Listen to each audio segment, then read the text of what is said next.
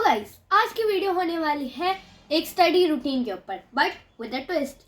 क्योंकि रमज़ान भी आ गए हैं और पढ़ाई का भी बहुत ज़्यादा प्रेशर है, तो इन दोनों को कंबाइन करके एक बहुत ही पावरफुल और टफ कॉम्बिनेशन बन रहा है। इन टिप्स को फॉलो करो और फिर नो डिस्ट्रैक्शन, कोई डिस्ट्रैक्ट नहीं कर पाएगा आपको, नॉट इवन योर फोन। जिसको आसान करने के लिए मैं आपको एक बहुत ही अच्छी वाली स्टडी रूटीन बताने वाली हूँ। अगर वो आपको जानना है तो वीडियो के साथ बने रहे, वीडियो को लाइक करें, चैनल को सब्सक्राइब करें और कमेंट करना ना भूले। गाइस, सायरन बज रहा है हमारे यहाँ, शायद आपको आवाज ना आ रही, बट मेरे को आ रही। सायरन बज गया मतलब बम वाला बट रमजान नहीं, सायरन बजे मतलब इट्स कंफर्म, चांद निकल चुका है और कल हमारा फर्स्ट रोजा होगा। ये बट मेरे को पता नहीं क्यों क्या कहते हैं, मेरे को सुबह से वो वर्ड याद नहीं आ रहा क्या बोलते हैं, इसलिए मैं भक्ति सॉरी नहीं बोलूंगी। So hey bees, welcome back to my channel with another video. I'm your not so favorite, not so aesthetic Sophia. देखो, आपने मेरी छुड़ाई वाली हंसी देखती होगी, अब मैं एक्सपोज हो गई पूरी दुनिया में।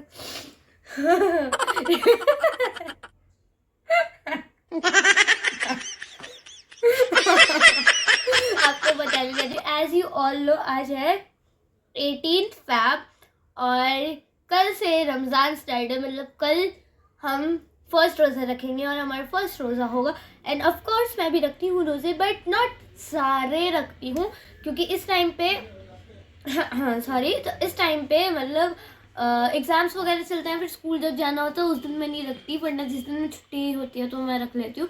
तो मेरा गुड लक चार्म कि फरवरी में रमज़ान स्टार्ट हुआ, और यूजुअली पिछले साल जो था हमारे स्कूल खुले थे, हम स्कूल जा रहे थे, और लेकिन इस साल हमारा जो स्कूल है वो दिल्ली बोर्ड बन गया है। बोर्ड मतलब वहाँ पे बोर्ड के एग्जामिनेशन होंगे, तो हमारी क्लास को सस्पेंड कर दिया गया है, जो भी।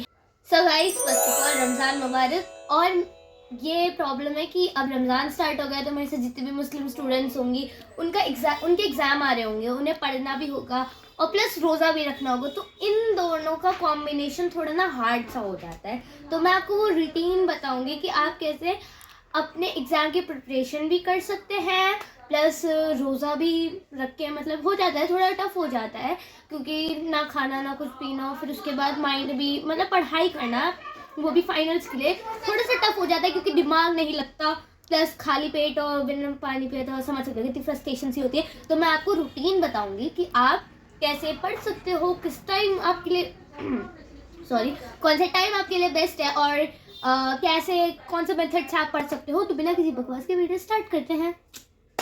सेहरी के वक्त हम उठते हैं, फॉर एग्जाम्पल 4 बजे उठ रहे हैं या 4:30, चलो 4:30 मान के चल लो। उठे, ब्रश करा, ठीक है, सेहरी तुम्हारी मम्मी प्रिपेयर कर लेगी, या फिर अगर तुम अकेले रहते हो, if you are a college student और तुम कहीं और रहते हो अपने पेरेंट्स से दूर अलग, या फिर you are living in hostel, तब खुद से सेहरी प्रिपेयर करी, खाया, पानी पिया, फजर की नमाज पढ़ी और फिर उसके बाद मतलब जितनी भी एक्टिविटीज़ होती है डन करने के बाद, कि जब सायरन बज जाएगा तुम्हारा सेहरी का वक्त ख़त्म हो जाएगा, उसके बाद का बताती हूँ फिर क्या करना है। फॉर एग्जांपल 6 बजे ख़त्म हो गया, फिर 5:50 पे ख़त्म हो गया सेहरी का वक्त, ठीक है। तो फिर अब तुम्हें अपनी पहला जो सेशन स्टार्ट होगा वो तभी होगा। फॉर एग्जाम्पल मैथ्स पढ़नी है, तुम्हारा पहला पेपर मैथ्स का, या फिर जो भी तुम्हें सब्जेक्ट पढ़ना है वो पढ़ो, ठीक है, और उसका एक पार्ट पढ़ो जो सबसे ज़्यादा हार्ड है, वो कवर करो उस टाइम में। अब तुम 1 घंटे पढ़ो या फिर 1.5 घंटे, एक मैक्सिमम टाइम रखो 1 घंटे का, पढ़ो जो भी करना है उसमें तुम्हें, रीडिंग, राइटिंग, जो भी करके तुम अपना मतलब, फिर उसके बाद तुम्हारा जो एक स्टडी सेशन होता है वो ख़त्म हो जाता है, वो पढ़ के 1 घंटे बाद तुम सो जाओ। फिर आराम से तुम उठो दोपहर में, जब भी उठना है तुम, दोपहर में तो नहीं सॉरी, 11 बजे, 11:30, जिस टाइम में तुम कंफर्टेबल है, जिस टाइम तुम्हारी नींद खुलती है या उठते हो तब उठो, फिर से मुँह हाथ धो। मैं बोलने वाली थी खाना पीना खा लो, बट नहीं, सॉरी भूल गई, ठीक है। अब तुम्हारे जो बेसिक नेसेसिटी है, नहाना धोना, तैयार होना, या फिर तुम्हें कुछ और काम, एक्टिविटीज़ वगैरह, फ़ोन भी चलाना, क्योंकि कौन नहीं चलाता, तो वो कर लो। ज़ोहर की नमाज, ज़ोहर का वक्त हो गया तो ज़ोहर की नमाज पढ़ लो और फिर से अपने 2 घंटे के स्टडी सेशन के लिए बैठ जाओ, जहाँ पे तुम अपने इजी पॉइंट्स पढ़ते हो, जो टॉपिक्स तुम्हें इजी लगते हैं उन्हें पढ़ के ख़त्म कर देते हो। क्योंकि वो टाइम पीरियड जो होता है, फॉर एग्जांपल 2 घंटे का स्टडी सेशन तुमने लगा लिया, इजी चैप्टर है जो तुम्हें आते हैं करना, उनके नोट्स वगैरह बना लिए, वो काफ़ी होंगे, वो चैप्टर ही उस टाइम ख़त्म हो जाएगा। तो फिर तुम्हें बाद में टेंशन ही नहीं रहेगी कि तुम्हें क्या करना है क्या नहीं करना। ठीक है, अब वो वाला आपने काम करा, आपका second study session with a 5 minute break. Break is really important. हर स्टडी सेशन में 5 या 10 मिनट का ब्रेक लेना ही लेना है। अगर 1 घंटे का स्टडी सेशन है तो 10 मिनट का ब्रेक लो, 2 घंटे का है तो 20 मिनट का लो। ठीक है, डन। तो ये वाला काम करो और फिर तुम्हारा जो सेकंड स्टडी सेशन होता है दिन का, पूरे दिन का, वो भी खत्म हो जाता है। अब टाइम आया असर का, तुम रेस्ट करोगे, ऑफ कोर्स असर का वक्त हो ही जाएगा उस टाइम तक। तो फिर असर की नमाज पढ़ो और फिर अपनी मम्मी के किचन में हेल्प करवाने लग जाओ इफ्तार वगैरह के लिए, क्योंकि रेडी वगैरह होना पड़ता है। कुरान वगैरह पढ़ लो उस टाइम, तस्वीर वगैरह पढ़ लो।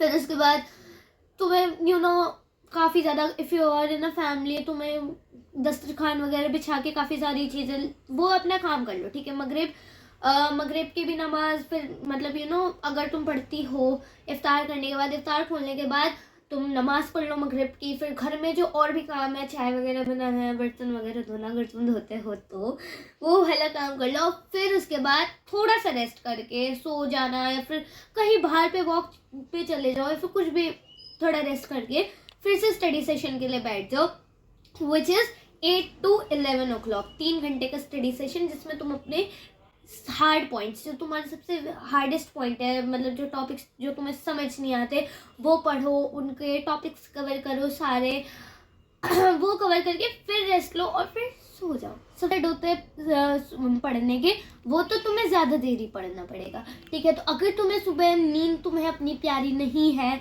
और वैसे भी सुबह के टाइम माइंड थोड़ा रिफ्रेश रहता है, तो सुबह के टाइम पढ़ने की ज़्यादा कोशिश करो।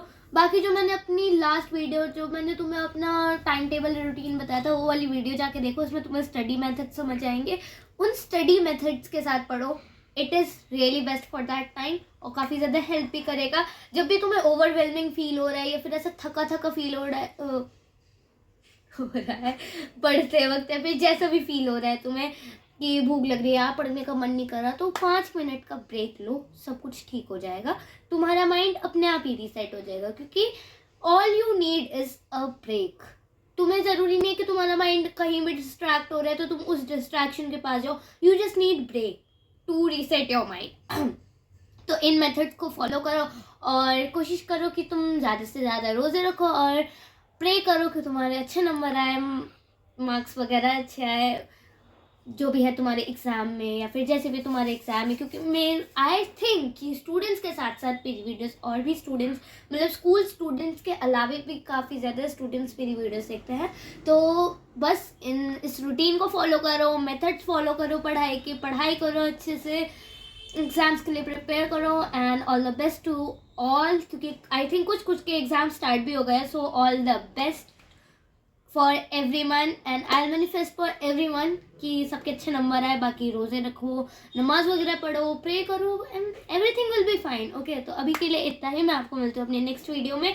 बाकी ये वीडियो पसंद आई होगी तो कमेंट्स में बताना, वीडियो को लाइक करना, चैनल को सब्सक्राइब करना और कमेंट करना मत भूलना। अभी के लिए इतना ही, मैं आपको मिलती हूँ नेक्स्ट वीडियो में। Bye bye.